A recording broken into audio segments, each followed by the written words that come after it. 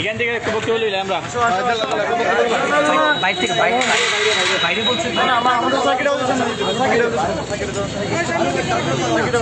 বলা হয়েছিল আমি যেন ভিডিওতে এসে বলি এই প্রোগ্রামটি ক্যান্সেল করা হয়েছে।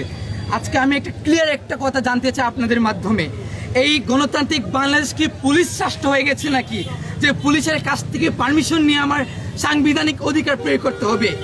দ্বিতীয়ত যেটা হয়েছে, আমাদের প্রোগ্রাম ছিল, আমরা প্রস্তুতি নিচ্ছিলাম এখানে যাওয়ার জন্য, কিন্তু হঠাৎ করে শুনতে পাই আমার দুই সহযোদ্ধা রাজু এবং মির্জা সুমন তাদেরকে কোনো কারণ ছাড়াই তাদেরকে তুলে নেওয়া হয়েছে।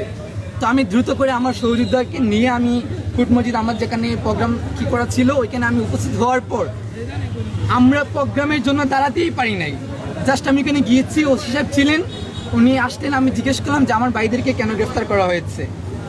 আমাকে আপনার সারা বাংলাদেশ দেখেছে কিভাবে একজন দায়িত্বশীল অফিসার ইনচার্জ কিভাবে আমাকে টেনে হিচড়ে আমাকে তুলে নেওয়া হয়েছে এবং আমাকে প্রচুর কাটা ছেড়ে আমি আঘাতপ্রাপ্ত হয়েছি। আজকে আমি আপনাদের মাধ্যমে সারা দেশের কাছে বিচার চাই।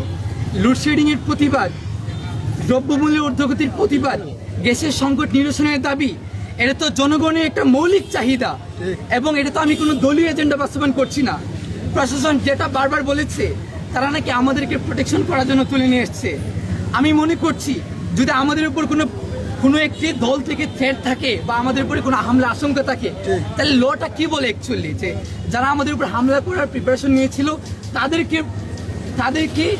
সাথে ডিল করে এবং আমাদেরকে প্রোটেক্ট করা, কিন্তু প্রশাসন যেটা করেছে তারা আমাদেরকে তুলে নিয়ে এসেছে এবং থানাতে আমাদেরকে যাচ্ছে তাই বলা হয়েছে, আমাদেরকে বলা হয়েছে আমরা মিছিল মিটিং কেন করব।